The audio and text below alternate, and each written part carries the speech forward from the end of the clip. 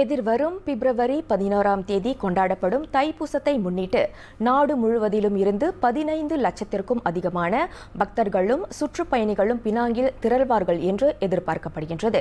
தைப்பூச திருவிழா சுமூகமாக நடைபெறுவதை உறுதி செய்யும் பொருட்டு அதன் தொடர்புடைய அனைத்து தரப்பினரும் அதற்கான ஏற்பாடுகளை தீவிரமாக மேற்கொண்டு வருவதாக LWHPP எனப்படும் பினாங்கு இந்து அறப்பணி வாரிய தலைவர் RSN ராயர் தெரிவித்தார். ஒற்றுமையாக இந்த தைப்பூச திருநாளை மறுபடியும் இரண்டாவது வருடமாக ஒற்றுமையாக நாம் அனைவரும் கொண்டாட போகின்றோம். இது ஒரு முக்கியமான ஒரு விழா. இந்த வருடம் போன வருடம் நாம் ஏறக்குறைய 1 மில்லியன் பக்தர்கள் இந்த பிணை மாநிலத்தில் வந்ததாக நாம் பதிவு செய்து கொண்டிருக்கின்றோம். டிக்கெட் விற்பனையில் தெரிய வந்தது. இந்த வருடம் மேற்கொண்டு 1.5 மில்லியன் வருவார்கள் என்று நாம் எதிர்பார்க்கின்றோம்.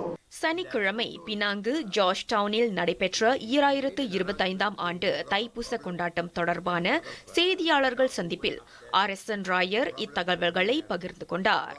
இதனிடையே பினாங்கு இலக்கவியல் தரப்பின் ஒத்துழைப்புடன் ஏற்படுத்தப்பட்ட செயலியின் வழி தங்கரதம் இருக்கும் இடத்தை கண்டறியும் இலக்கவியல் கருவியை LWHPP தயார் செய்திருப்பதாக ராயர் தெரிவித்தார்.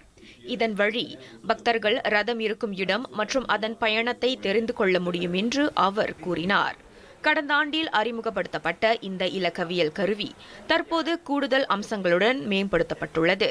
பத்திரிகை மற்றும் சேரியட் ட்ராக்கர் என்னும் செயலி வழி இது பற்றிய தகவல்களை தெரிந்து கொள்ளலாம் என்று அவர் விளக்கினார்.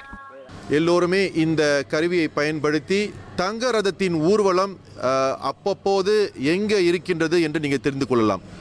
முக்கியமான நோக்கம் என்னவென்றால் தைப்பூச திருநாள் முன்னிட்டு வாகன நெரிசல் நிறையா இருக்கும். மேற்கொண்டு பக்த கொடி பெருமக்கள் திருவிழாக வருவீங்க.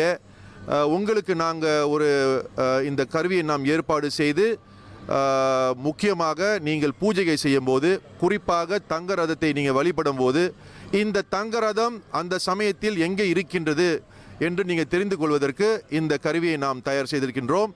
பிப்ரவரி 10ஆம் தேதி காலை மணி 6க்கு லெபோ குயினில் உள்ள மகாமாரியம்மன் ஆலயத்தில் இருந்து தங்கரதம் புறப்பட்டு மறுநாள் ஸ்ரீ அருள்மிகு பால தண்டாயுதபாணி ஆலயத்தை சென்றடையும்.